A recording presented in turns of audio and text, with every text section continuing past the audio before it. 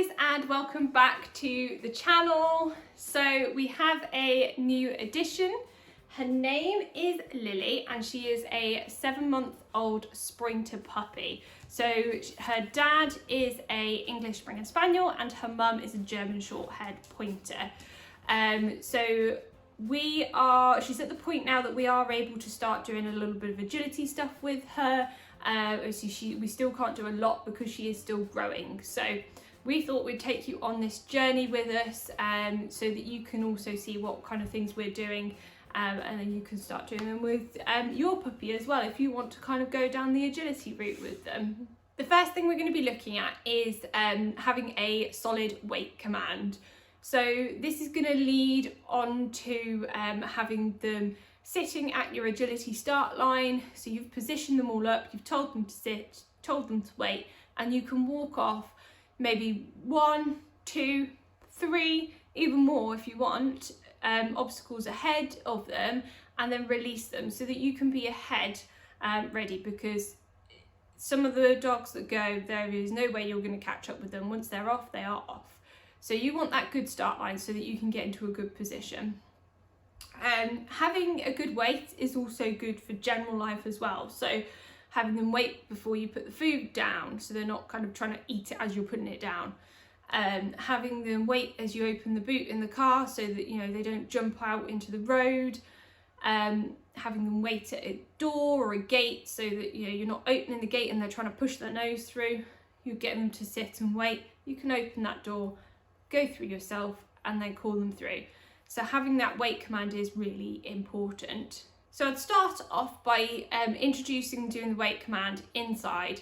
So we're doing it outside in the video, so you can see there are distractions for Lily. There's noises going on, birds making sounds, movements. So there is a bit of distraction there for her. So can be really good at this if she thinks about it, but it can take a long time to perfect. So it's really important that you keep training this. So we're going to use something called the 3Ds while training the sit and wait. So the first one is duration, second one is distraction, and the third one is distance. So we tend to work on one of these at a time, and then we can then add in more as kind of they progress. So the first one we're going to look at is duration. So what we're going to do is we're going to get them in a sit, we're going to tell them to wait. I like to use a hand signal, and then this just means so that if you ever have to tell them to wait, and they possibly can't hear you, then the hand signal, they'll know from that they do need to sit and they need to wait. So we put them into their sit position and you tell them to wait, and then you want to give them a treat, and it might be to start with it's 1 second and then you give them the treat. 1 second, you give them the treat, and eventually you can build that up until you kind of do maybe 10 seconds and then give them a treat, or maybe even longer, and then you want to release them by saying your release cue, which mine is okay, and then you can throw the treat out so that they can then go find it, and that's like releasing them from their wait position. So they are very good at learning quite quickly. If you do the same, maybe count every 3 seconds, give them a treat, or you do like every 3 seconds 5 times and then you release them, they will soon realise and they will quite quickly learn that is what you do, and they will then self-release before you then release them, which we don't want them to do. We want them to sit and wait until we release them ourselves. So what you want to do is vary that duration then between giving them the treats, and then you might do 2 seconds, 5 seconds, 3 seconds, 9 seconds, 2 seconds, 15 seconds, until you give them that treat and then release them.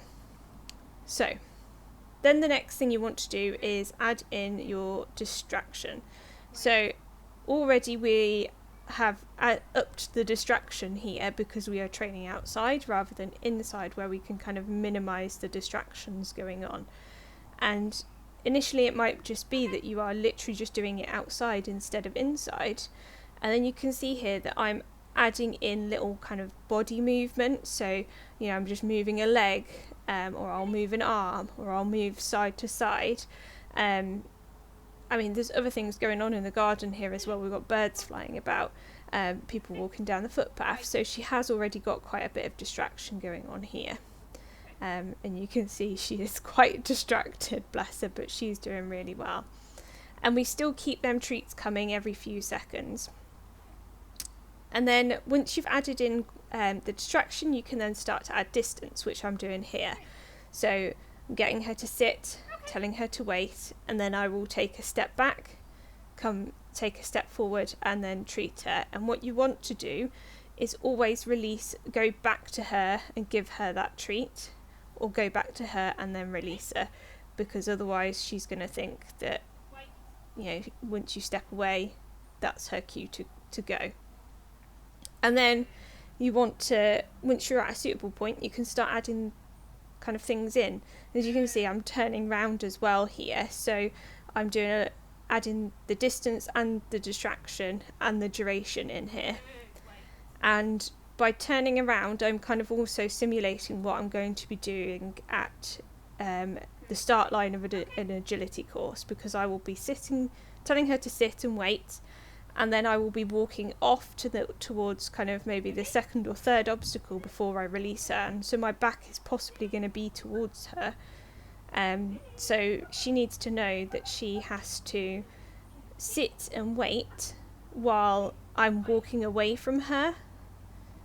And as you can see here, she is distracted, bless her, but she is still sitting in that position.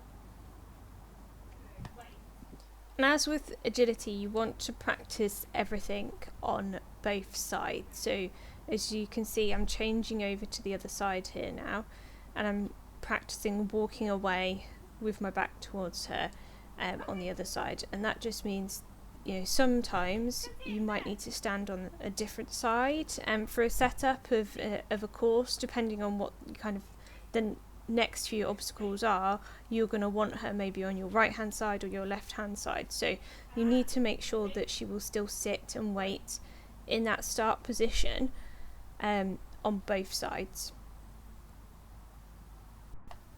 And again here you can see that I'm adding in that distance and the distraction here as well, and then at some point you can then up the ante, and instead of it just being you kind of being the distraction, you can add in toys. You can try this outside on a walk, you know, in just different environments as well. As you can see here, I've really upped the ante with a toy because that is her ultimate reward.